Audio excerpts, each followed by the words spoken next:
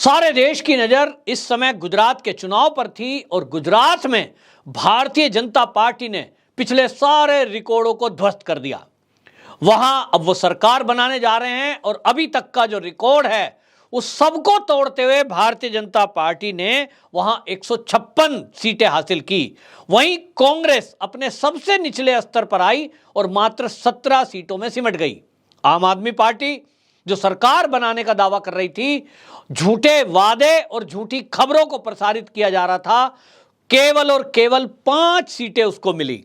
अब जब भारतीय जनता पार्टी सिद्ध हो गया है कि भाजपा ही भाजपा, गुजरात में केवल और कुछ नहीं चलेगा। ना फ्री की वहां किसी को योजना चाहिए, ना वहां कांग्रेस की किसी को नफरत चाहिए। हालांकि कांग्रेस को 17 सीटें जो आई हैं, ये वो सीटें हैं जो कभी भी भारतीय जनता पार्टी के खाते में नहीं जाएंगी। यूं कहिए कि जो भारतीय जनता पार्टी की विचारधारा से सहमत नहीं है, मुस्लिम बहुल एरिया हैं ज़्यादातर उन सीटों पर, और एक वहाँ पाटीदार समाज ऐसा है जो भारतीय जनता पार्टी से वो हमेशा नाराज रहेगा। वो हिंदू बनकर सोचता नहीं, हिंदुत्व के मुद्दे पे सोचता नहीं, उसको बस ये है कि भाई भाजपा को वोट नहीं करना, और इसलिए वो सीटें हैं। लेकिन आम आदमी पार्टी की हालत गुजरात में ऐसी थी कि जो रिपोर्टर वहां ग्राउंड पे रिपोर्टिंग कर रहे थे, वो ये कह रहे थे कि गुजरात की जनता में हमने पहली बार देखा कि किसी राजनीतिक पार्टी के लिए उनके मन में नफरत थी, घृणा थी। और घृणा इसलिए कि लोग दिल्ली देख रहे थे, लोग पंजाब देख रहे थे।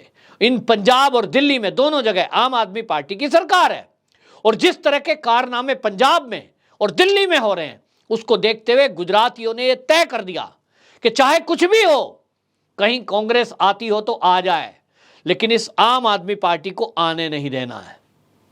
और इसके कारण से मात्र 5 सीटें आई हैं। और यहां आपको यह भी बता दूं कि जो 5 सीटें आई है उसमें वहां 3 तो ऐसे हैं जो भारतीय जनता पार्टी से ही गए हैं। भारतीय जनता पार्टी ने उनको टिकट नहीं दिया। यह तय हुआ भाई इनकी शिकायत है, कंप्लेंट है, कार्यकर्ता खुश नहीं है, तो उन्होंने पाला बदला और आम आदमी पार्टी से टिकट ले आए। लेकिन अब वो 3 के 3 निर्दलीय थे और आम आदमी पार्टी में जो आए हैं, इसमें बहुत सारे लोग भारतीय जनता पार्टी के टच में हैं और भारतीय जनता पार्टी में शामिल होने की उन्होंने अपनी मंशा जताई है। हालांकि जब पत्रकारों ने एक एमएलए की जिसकी खबर चली थी कि भाई भूपत जो है मयानी वो शामिल होने जा रहे हैं, तो पत्रकार पहुंच गए और पत्रकारों से उन्होंने बात करते हुए ये कह दिया, देखिए मैं भाजपा में शामिल नहीं हो रहा हूं, लेकिन जनता से पूछूंगा। मतलब वही टेक्निक जो अरविंद केजरीवाल की टेक्निक है कि हम जनता से पूछकर फैसला करेंगे। तो शराब के ठेके खोल दिए। ये बात अलग है कि जनता से कोई राय ली नहीं गई, ना जनता कभी भी शराब के ठेके खोलने को कहेगी, लेकिन हाँ एक जनता के नाम पे ठीकरा फोड़ दो। ठीक इसी तरह से ये जो आम आदमी पार्टी के विधायक है जिनकी भूपत मयानी की हवा चली कि वो बीजेपी में शामिल होने जा रहे हैं, उन्होंने कह दिया मैं जनता से पूछकर फैसला करूंगा। जनता के हित में जो मुद्दे हैं वो पानी का मुद्दा है, बीजेपी अगर पूरा करेगी तो भाई अगर तो है ही नहीं, भाजपा तो पूरा करेगी और भाजपा ही पूरा कर सकती है। भाजपा ने अब तक गुजरात में जितने काम किए उसी के बेस पर तो वोट पड़ा है। तो 5 विधायक हैं। अब पांचों विधायक के अंदर कुलबुली मची है। उनको लगता है कि एक कोने में कहीं पड़े रहने से बेटर है कि एक बड़े वो जो है वट वृक्ष का हिस्सा बन जाएं, तो स्थिरता आएगी। और इसलिए जो गुजरात से खबरें आ रही हैं वो ये कि पांचों के पांचों आम आदमी पार्टी के विधायक भारतीय जनता पार्टी के टच में हैं। और ये खबर टाइम्स नाउ के हवाले से आई है, जो कि एक जाना माना टीवी न्यूज चैनल है, और उसने ये दावा किया है कि अगले कुछ दिनों में, और अगला कुछ दिन आप देखें कि गुजरात में मुख्यमंत्री पद की शपथ ली जानी है और इस शपथ में मोदी जी खुद शामिल होंगे। तो कहा यह जा रहा है कि इसके पहले ही ये लोग शामिल हो जाएंगे। और बात बस ये है कि इनको क्या चाहिए, क्या लेना है, माने मंत्रालय वगैरह वितरण की बात है। लेकिन सूत्र ये बता रहे हैं कि इनमें से कोई सौदेबाजी नहीं, बस आपको आना है गुजरात की जनता की भलाई के लिए। यदि आप भाजपा से जुड़ना चाहते हो तो आइए। यहां आपको यह भी बताऊं कि 3 निर्दलीय ऐसे कैंडिडेट खड़े हुए थे जिनको भारतीय जनता पार्टी ने टिकट नहीं दिया था। जनता की नाराजगी थी। पार्टी आला कमान जो बीजेपी का हाई कमान है, उन्होंने एक आकलन किया था जिसके आधार पे वो उनका आकलन काम को लेकर रहता है। उनको लगा कि भाई काम ठीक नहीं हुए हैं और इसलिए उनका टिकट काट दिया गया था। वो निर्दलीय लड़ गए, जीत भी गए, तो अब वो भारतीय जनता पार्टी में वापस आना चाह रहे हैं। यानी आपको मैं बताऊं कि कुल मिलाकर के आम आदमी पार्टी का गुजरात में पूरी तरह सफाया हो जाएगा। 5 एमएलए हैं, पांचों बीजेपी में शामिल हो जाएंगे, कुछ नहीं बचने वाला वहां। और ये जनता का मैंडेट भी इसी तरह का था। लगभग 12% इनको वोट मिला है। कुछ सीटों पर ये दूसरे नंबर पर रहे हैं और उसका एकमात्र कारण यह है कि जनता को यह लग रहा था नई पार्टी है और कांग्रेस कहीं फील्ड में थी नहीं।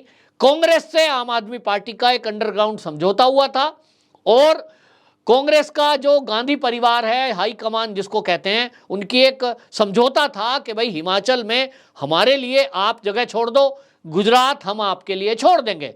और इसलिए आम आदमी पार्टी को जो वोट मिला है, ये गुजरात की जनता, जो गुजरात के पत्रकार हैं वो बता रहे हैं, ये सब वो वोट है जो कांग्रेस को जाता है। यानी जो 5 सीटें आम आदमी पार्टी की आई हैं, ये भी कांग्रेस की सीट हैं। कांग्रेस की सीट इधर शिफ्ट हुई हैं।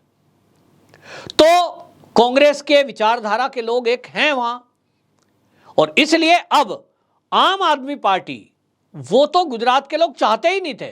नई पार्टी थी इस करके कुछ लोगों ने ये सोचा भाई चलो देखते हैं, ये फ्री बिजली फ्री पानी की बात कर रहे हैं, लेकिन गुजरात में ये नहीं चला। और अब वहां गुजरात में ये सफाया होने जा रहा है। 5 की 5 सीटें, ऐसा सूत्र बता रहे हैं। यहां आपको यह भी बता दूं कि कांग्रेस के भी कुछ विधायक भारतीय जनता पार्टी के टच में बताए जा रहे हैं, क्योंकि उनका मानना है कि कांग्रेस को जिस तरह से हार मिली है, कांग्रेस में रहते हुए देश हित के मुद्दे उठाना उस तरह का हमें नहीं लगा। तो लेकिन दल बदल कानून लागू होता है और उसके डर से बस केवल यह है कि एक इंतजार है। हालांकि भारतीय जनता पार्टी का कहना यह है कि हमको बहुमत में भी रिकॉर्ड बहुमत मिला है, हमको किसी के सपोर्ट की भी जरूरत नहीं है, लेकिन एक हेल्दी सरकार रहेगी अगर एक विपक्ष भी रहेगा। लेकिन अगर कोई स्वेच्छा से आना चाहता है और गुजरात के हित में, राष्ट्र के हित में वो हमसे जुड़ना चाहता है, तो हम तो उसका स्वागत करेंगे। तो अब ये माना जा रहा है कि आम आदमी पार्टी के तो 5 के 5 विधायक वो भारतीय जनता पार्टी में आ सकते हैं। यानी गुजरात से आम आदमी पार्टी पूरी तरह साफ हो जाएगी। हिमाचल में पहले ही सुपड़ा साफ है और बाकी जगह भी आ नहीं रहा।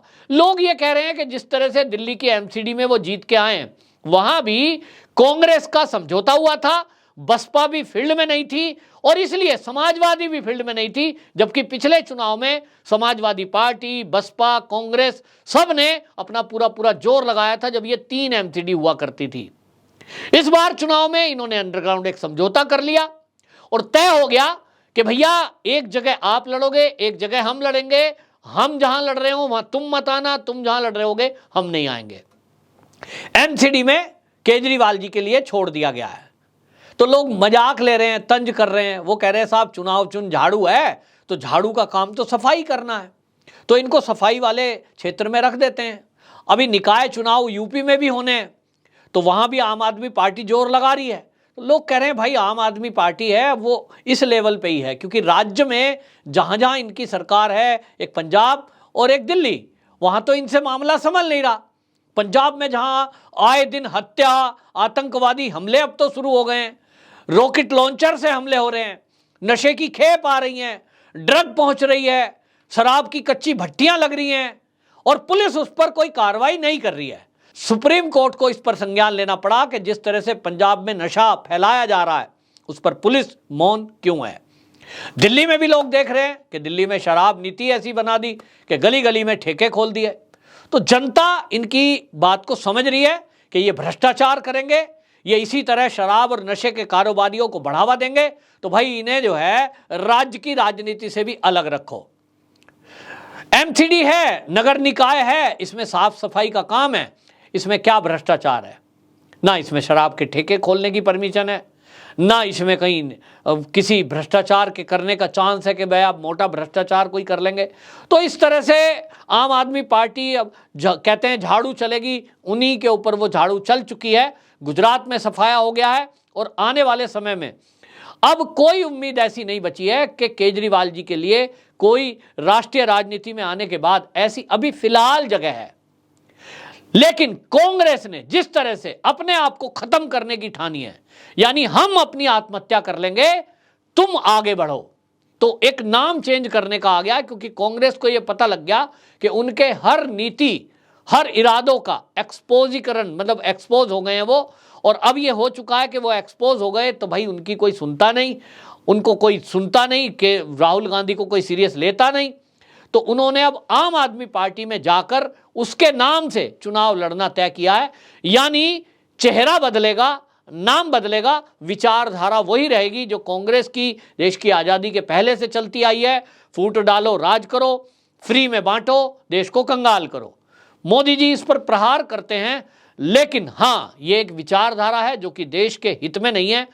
अब इस विचारधारा को राष्ट्रवादी लोग, सनातनी लोग पूरी तरह नकार चुके हैं, और इसलिए अब जो आगे आने वाले चुनाव होंगे उसमें दो ही विचारधारा चलेगी। एक विचारधारा वो जो राष्ट्र के हित को सर्वोपरि रखती है, उनके लिए देश की प्रगति, उन्नति सबसे ऊपर है।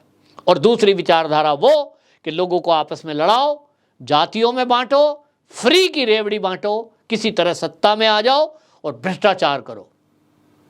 देश की जनता को समझना होगा कि उनका फायदा, उनके आने वाली पीढ़ियों के लिए भविष्य किस पार्टी के साथ रहने में उज्जवल है। आप भी इस विचारधारा को देश में फैलाएं, तो वीडियो को शेयर करें। वंदे मातरम।